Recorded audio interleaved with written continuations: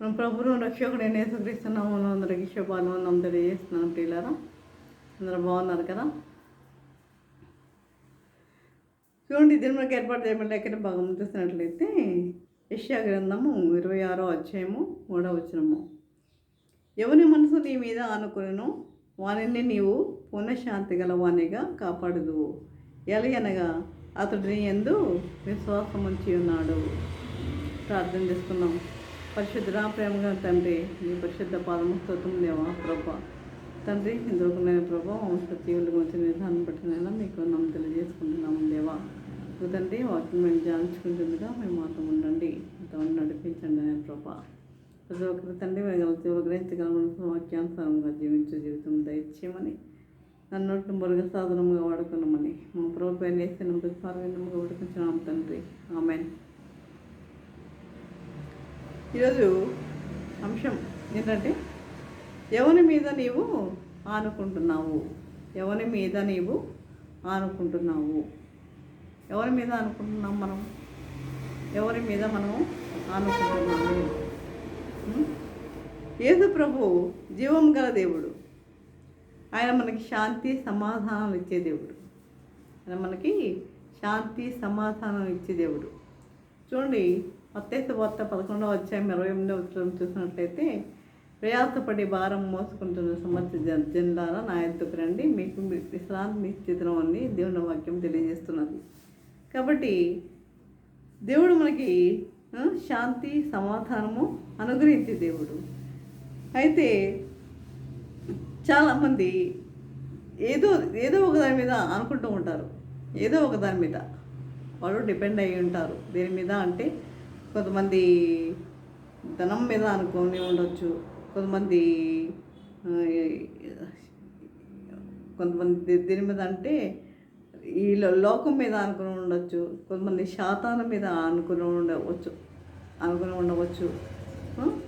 కనుక అసలు మనము దేని మీద అనుకుని ఉండాలి? మనము దేని మీద అనుకుని ఉండాలి? ఒకసారి దేని మీద అనుకుని ఉండాలి అంటే, మనల్ని సృష్టించింది మన ప్రభువు, సృష్టికర్త అయిన మన ప్రభువు. మనము ఆయన మీద అనుకుని ఉండాలి. ఆయన మీద మనము విశ్వాసం ఉంచి జీవించేవారిగా ఉండాలి. విశ్వాసం కలిగి మనం జీవించేవారిగా ఉండాలి. అది మనం చూస్తాం కదా, మొదటిగా వాక్యం, ఎవరి మనసు నీ మీద అనుకున్నానో వారిని నీవు పూర్ణ శాంతి గలవానిగా చేస్తాను అంటున్నాడు. పూర్ణ శాంతి గలవానిగా చేస్తాను అంటున్నాడు. అయితే కొంతమంది శాతాన్ మీద అనుకుంటున్నారు, మరి కొంతమంది లోకం మీద అనుకుంటున్నారు. శాతాన్ మీద అనుకుంటున్నారు, కొంతమంది లోకం మీద అనుకుంటున్నారు, కొంతమంది దేవుని మీద అనుకుంటున్నారు, కొంతమంది దేవుని మీద అనుకుంటున్నారు. అయితే సాతాను మీద అనుకునేవారు అంటే ఎవరు? పాపం మీద ఆనుకునేవారు అని అర్థం. పాపం మీద ఆనుకునేవారి అని అర్థం చేసుకోవాలి. అంటే ఏంటంటే, వారు పాపం చేయకుండా వారు ఉండలేరు. ఈ సాతాను మీద ఆనుకొని ఉండేవారు వారు పాపం చేయకుండా ఉండలేరండి. పాపం అనేక విధములుగా పాపం చేస్తూ ఉంటారు, రకరకాలుగా పాపం చేస్తూనే ఉంటారు. కనుక ఈ సాతాను మీద అనుకునే వారందరూ ఈ విధంగా జీవిస్తూ ఉంటారు. కొంతమంది ఏమంటూ ఉంటారంటే, మేము పుట్టుక క్రైస్తవులము, మా తాత ముత్తాతలు క్రైస్తవులు, మరి తాత ముత్తాతలు క్రైస్తవులు, కాబట్టి మేము దేవుని మీద మేము ఆనుకుంటున్నాము అంటారు. కానీ ఆ విధంగా అంటూ ఉంటారు, కానీ ఆ విధంగా వారు జీవించేవారిగా ఉండలేరు కూడా. అంటే అలా ఉండనివ్వడు కూడా సాతాను. మనల్ని ఆ విధంగా ఉండనివ్వడు కూడా. చూడండి, ఎప్పుడైతే మనము భక్తిగా మనము జీవిస్తామో, ఎప్పుడైతే మనం భక్తిగా జీవిస్తామో అప్పుడే మనకు శ్రమలు ఎదురవుతూ ఉంటాయి. ఒక్కటి గుర్తుపెట్టుకోండి, మన శ్రమలు అప్పుడే మనకి స్టార్ట్ అవుతూ ఉంటాయి. అంటే ఈ సాతాను ఎప్పుడు తన వైపుకు తిప్పుకోవాలని ఎదురు చూస్తూ ఉంటుంది. కాబట్టి మనము సాతాను మీద మనము ఆనుకునే వారిగా ఉండకూడదు. ఎవరి మీద ఆనుకోవాలి? దేవుని మీద మనం ఆనుకునే వారిగా ఉండాలి. దేవుని యందు మనం విశ్వాసం కలిగి జీవించే వారిగా ఉండాలి. దేవుని యందు మనం భయభక్తి కలిగి జీవించే వారిగా ఉండాలి. ప్రియులారా, అనేక మంది మేము అనేక మంది మరి సంఘాలు నడిపిస్తున్నాము. మరి అనేక మందిని మేము అనేక విధములుగా మరి అనేక విధములుగా మేము దేవుని సేవ చేస్తున్నాము అనేవారు అనేక మంది ఉంటారు. కానీ వారు ఏంటంటే నామకార్థపు క్రైస్తవులు అంతే. చాలామంది మేము వెళ్తున్నాము, దేవుని సంఘానికి వెళ్తున్నాము, చర్చికి వెళ్తున్నాము అంటూ ఉంటారు, కానీ వారు నామకార్థపు క్రైస్తవులు అంతే. అంటే వాళ్ళు దేవుని వాక్యము వింటారు కానీ వారు గ్రహించే స్థితిలో ఉండరు. ఈ చెవి నుండి విని ఈ చెవి నుండి విడిచిపెట్టేవారిగా ఉంటారు. వాళ్ళు నామకార్థపు క్రైస్తవులు, ప్రియులారా. కాబట్టి ఆ విధముగా మనం జీవించేవారిగా ఉండకూడదు. కొంతమంది మరి దేవుని సేవ చేసేవారిగా ఉంటారు కానీ ఎలా జీవిస్తారు అంటే మరి ముందు దేవునికి మరి నా జీవితం అంకితం, దేవునికి నేను సజీవయాగముని సమర్పించుకున్నాను నా జీవితాన్ని అంటూ ఉంటారు కానీ కొంతకాలానికి వాళ్ళ ఆశ దేని మీదకి వెళ్తుంది? ఆత్మల భారం అనేది. ముందు ఆత్మల భారం అంటూ వస్తారు. తర్వాత వాళ్ళ జీవితం దేని మీదకి వెళ్తుందంటే వారు ముందు చర్చెస్ కట్టేయాలి, బిల్డింగ్స్ కట్టేయాలి. దీని మీద వాళ్ళకి ఆశ ఎదురవుతుందన్నమాట. అంటే కాబట్టి ఇదేంటి మనకి చూడండి, దేవుని యందు మనము భయము కలిగి జీవించేవారిగా ఉండాలి. అనేక ఆత్మలను మనం రక్షించేవారిగా ఉండాలి. మనం ఈ లోకంలో దేవుడు మనల్ని ఉంచాడు అంటే, దేవుడు మనకి ఈ జీవితాన్ని మనకి ఇచ్చాడు అంటే ఏంటి అర్థం? ఏంటది? ఎందుకు దేవుడు మనకి ఈ జీవితాన్ని ఇచ్చాడు అంటే నువ్వు తిని తాగి సంతోషించమనా? సుఖించమనా దేవుడు మనకి ఇచ్చాడు? కాదు. ఎందుకు ఇచ్చాడు అంటే నీవు రేపు పైకి వెళ్ళిన తర్వాత, చనిపోయి వెళ్ళిన తర్వాత నీ జీవితం ఏమిటి అంటే మన మరణం తర్వాత మనకి ఇంకొక జీవితం ఉన్నదని మనం జ్ఞాపకం చేసుకోవాలి. ప్రతి క్రైస్తవుడు కూడా మరణం తర్వాత మనకి ఇంకొక జీవితం అనేది ఉంది. ఈ జీవితము కాదు, ఇది కాదు అసలైన జీవితము. ఇది అసలైన జీవితము కాదు. అసలైన జీవితం ఎక్కడ ఉందండి? దేవుని దగ్గర. కాబట్టి అంటే మనకి ఎందుకు ఇచ్చాడు ఈ జీవితం అంటే నువ్వు నిర్ణయించుకో. ఇక నువ్వు డిసైడ్ చేసుకో, పరలోకమా నరకమా? నువ్వు ఎక్కడికి వెళ్తావు? పరలోకానికి వెళ్తావా, నరకానికి వెళ్తావా? ఇది డిసైడ్ చేసుకో ముందు. అది దేవుడు మనకి ఇచ్చింది. అందుకు దేవుడు ఈ జీవితాన్ని మనకి ఇచ్చింది. అంటే మనం ఏం చేస్తున్నాము? అది అర్థం చేసుకోకుండా మన ఇష్టానుసారంగా జీవించేవారిగా అనేక మంది ఉంటున్నారు. అందరూ కాదండి నేను చెప్పేది, అనేక మంది అర్థం చేసుకునే స్థితిలో ఉంటున్నారు. అంటే వారి ఇష్టానుసారంగా వారు జీవించేవారిగా ఉంటున్నారు. ఆ విధంగా మనం జీవించేవారిగా ఉండొద్దు. దేవుని యందు మనం భయం కలిగి జీవించేవారిగా ఉండాలి. దేవుని యందు మనం భయభక్తి కలిగి మనం జీవించేవారిగా ఉండాలి, ప్రియులారా. కాబట్టి ఈ విధంగా కొంతమంది చూడండి, కొంతమంది టీవీలో ప్రోగ్రామ్స్ ఇస్తూ ఉంటారు. ఇస్తూ ఈ యొక్క ప్రోగ్రామ్కి స్పాన్సర్ చేయండి లేదా డబ్బులు పంపండి అని నెంబర్స్ ఇస్తూ ఉంటారు. అది అవసరమా? నీవు దేవుని వాక్యాన్ని ప్రకటిస్తున్నావు అంటే ఏంటి? ఒక ఆత్మను రక్షించమని అర్థం. ఒక ఆత్మ రక్షించబడుతుంది నీ వలన అని దేవుడు నీవు చనిపోయి వెళ్ళిన దేవుని దగ్గరికి వెళ్ళిన తర్వాత దేవుడు నిన్ను అడిగే ఫస్ట్ క్వశ్చన్ ఏంటి? నువ్వేం సంపాదించావు నిన్ను అడుగుతాడా?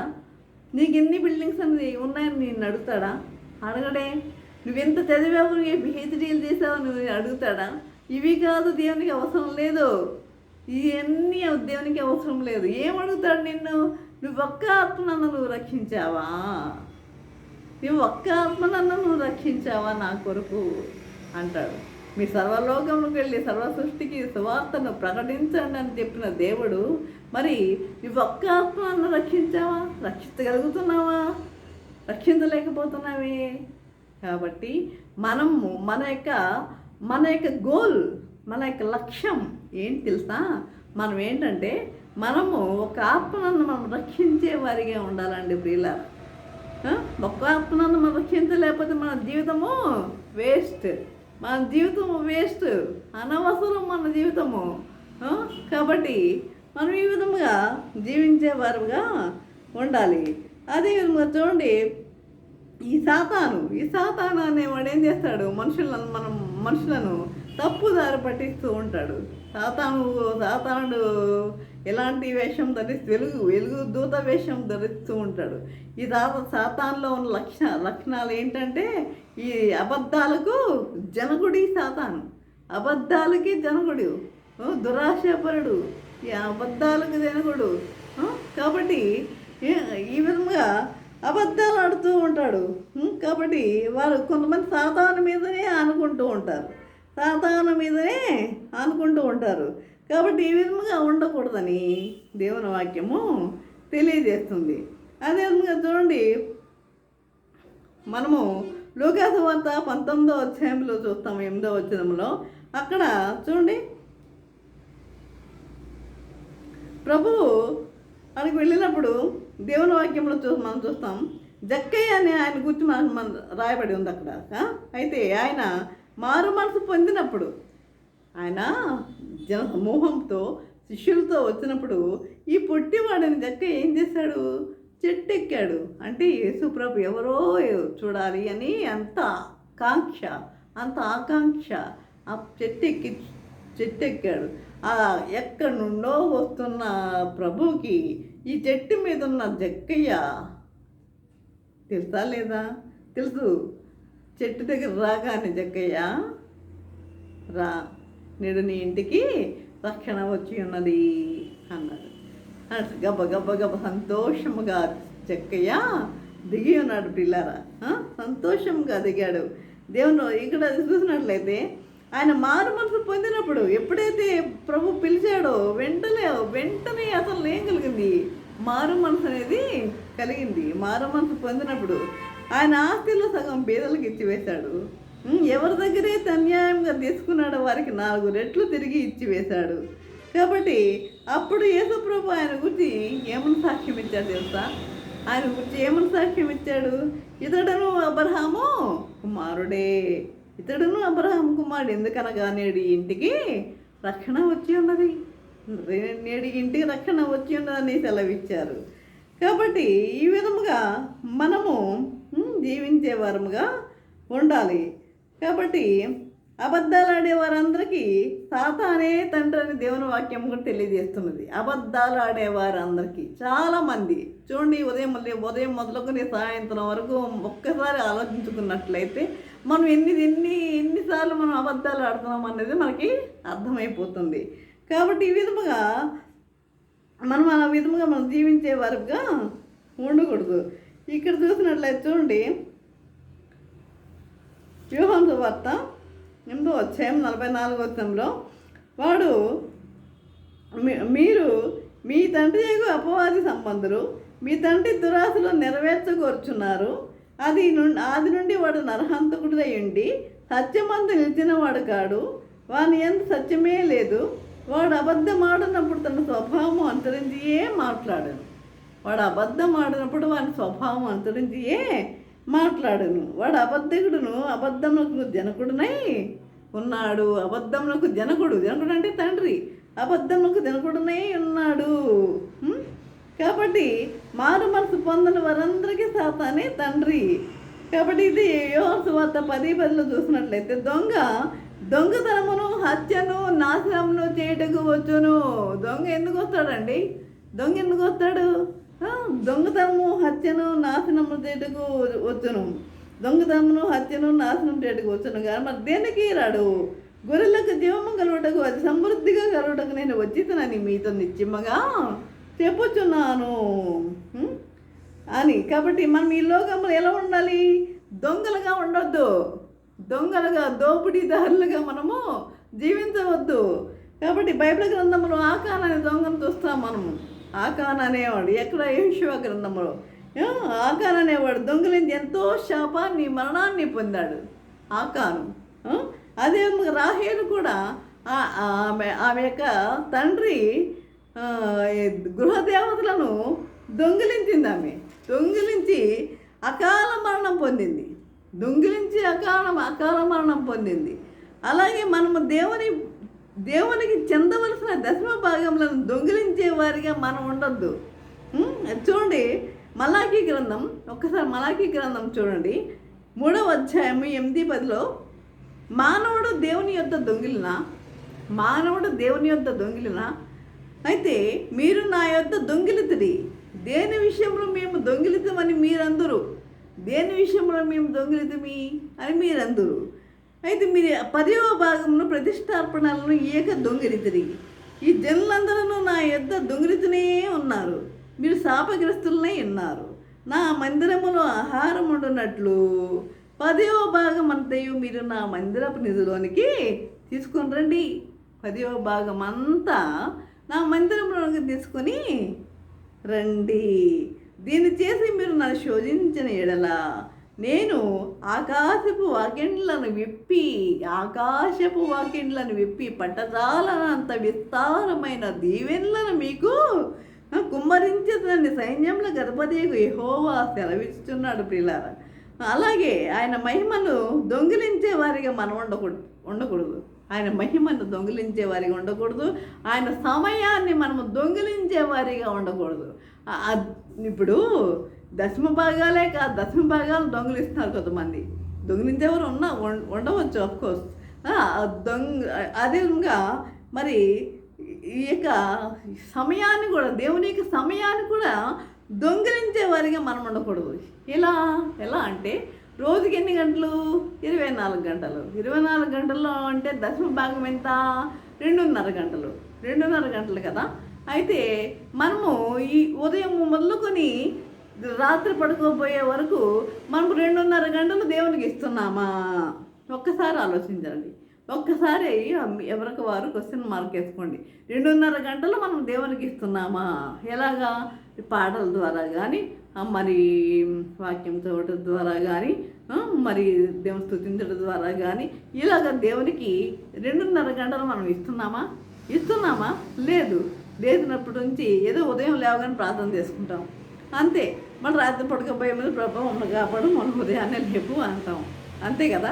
ఉదయాన్నే మమ్మల్ని చురుకైన నిద్ర, చురుకైన మెలుగువా అనుగ్రహించు అని అంటాం అంతేనా. కాబట్టి ఈ విధంగా ప్రార్థిస్తాం అంతే. 2.5 గంటలు ఎక్కడ ఇచ్చాం మనం? ఇది కూడా దొంగిలిస్తున్నాం కదా. దశమ భాగమే కాదు కానీ ఈ సమయాన్ని కూడా దొంగిలిస్తున్నాం కదా. అంటే నువ్వు దొంగవే. ఈ విధంగా సమయాన్ని దొంగిలించే వారిగా మనం ఉండకూడదు. అదే కొంతమంది లోకం మీద ఆనుకుంటున్నారు. ఆ లోకం మీద మనం ఆనుకునే వారిగా ఉండొద్దు. ఈ లోకంలో ఉన్న బంధువులు, స్నేహితుల మీద ఆనుకొనవద్దు.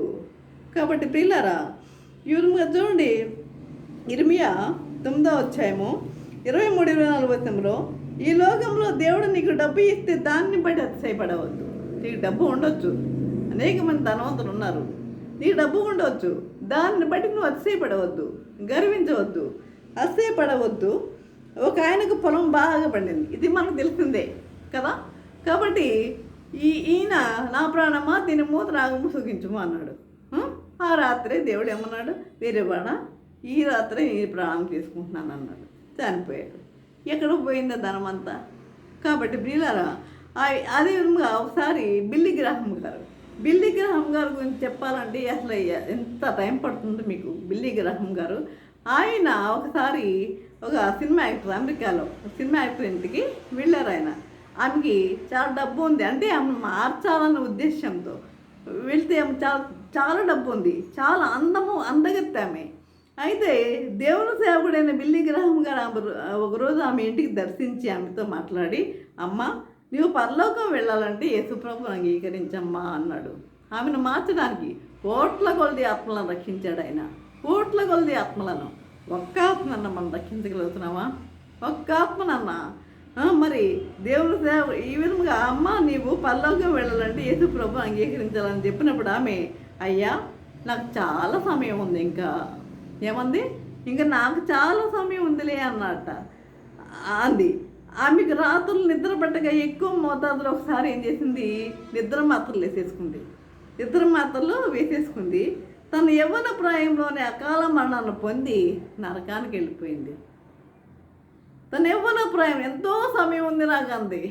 ఎంతో సమయం ఉందండి ఈ లోకంలో. ఏం సమయం అండి, ఎంత సమయం ఉంది నీకు? ఈ కాసేపు నువ్వేమవుతావో నీకు తెలుసా?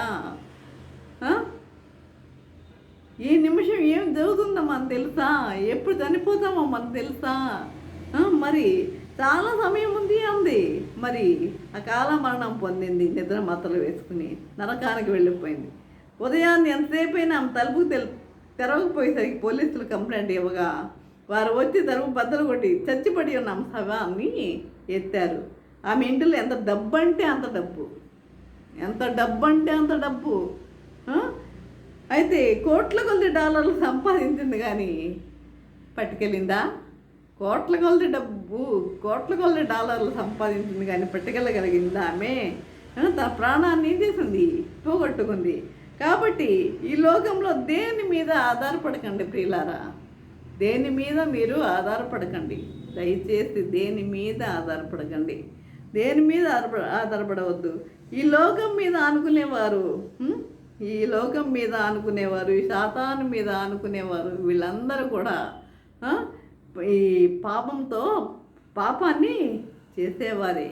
కాబట్టి ఇక్కడ యోబు గ్రంథం 8:10, 14, 15 వచనం చూసినట్లయితే అతడు ఆశ్రయించినది సాలు పురుగు పట్టే, అతడు తన ఇంటి మీద ఆనుకొనగా నిలవదు. కాబట్టి ఈ దినాన్న మీరు దేని మీద అనుకుంటున్నారు? దేని మీద మీరు అనుకుంటున్నారు?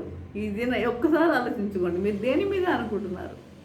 ఒకటే నేను చెప్పేది, మనం అనుకునే దేవుని మీద మాత్రమే, దేవుని మీద మాత్రమే అనుకోనండి. దేవుని మీద మీరు అనుకుని జీవించేవారిగా ఉండండి. దేవునికి సమయం ఇవ్వండి, దశమ భాగాలు ఇవ్వండి, దేవునికి సమయం ఇవ్వండి. ఆ విధంగా జీవించాలని ప్రభు కోరుకుంటున్నాడు. మరి ఆ విధంగా జీవిస్తారా? ఆ విధంగా జీవించేవారిగా ఉంటారా? ఆ విధంగా ఉండాలని ప్రభు కోరుకుంటున్నారు పిల్లరా. ఈ విధంగా జీవించడానికి పరిశుద్ధాత్మ దేవుడు సహాయం చేసి నడిపించను గాక. ఆమెన్. ప్రార్థన చేసుకున్నాం. పరిశుద్ధుల ప్రేమగల తండ్రి, నీ పరిశుద్ధ బాలముక్తం దేవా ప్రభా తండ్రి, ఇంతవరకు నేను ప్రభా నీ వాక్యం ద్వారా తండ్రి మాతో మాట్లాడిన విధానం బట్టి నాయన మీకు వందం తెలియజేసుకుంటున్నాం దేవా ప్రభా. ఎవరి మీద అనుకుంటున్నాం అన్న విషయం మీద మేము ధ్యానించుకున్నాం నాయన తండ్రి. ఇదిగో నాయన, మరి మేము నీ ఎందు భయభక్తులు కలిగి మేము జీవించేవారిగా ఉండగా నీకు దయచేయండి. ఈ వాక్యం ఎంతమంది అయితే విని ఉన్నారో ప్రతి ఒక్కరిలో మరి మనకు కలుగజేయండి నాయన ప్రభా. నీ ఎందు ఆనుకునే వారిగా ఉంటే చూపండి నాయన ప్రభా. నాయన ఆ విధంగా జీవించాలని కోరుకుంటున్నాం తండ్రి. ఈ విధంగా మరి ప్రతి ఒక్కరు నాయన, ప్రతి ఒక్కరి హృదయంలో ఈ యొక్క వాక్యం నాటబడాలని మరి కోరుకుంటున్నాను నాయన. ఈ విధంగా మరి జీవించటకు మరి జీవించాలని మరి నేను ఎంతగానో ఆశపడుతున్నాను. కాబట్టి అనేక మంది అనేక విధాలుగా అనేక వాటి మీద అనుకుంటున్నారు. ఆ విధంగా ఉండకుండా నీ బిడ్డలుగా జీవించేవారుగా ఉండాలని తండ్రి నదిరేడే అనేసి బ్రతిమారు వెనమగా వేడుకుంటున్నాము తండ్రి. ఆమెన్. తండ్రి అయిన దేవుని ప్రేమయు, కుమారుడైన యేసుక్రీస్తు కృపయు, పరిశుద్ధాత్మిక సహవాసము సకల జీవులను సదాకాలము ప్రభా తండ్రి ఎంతమంది అయితే ప్రభా వాక్యం విని ప్రతి ఒక్కరికి తోడే నిలుచుండును గాక. Amen, amen, amen.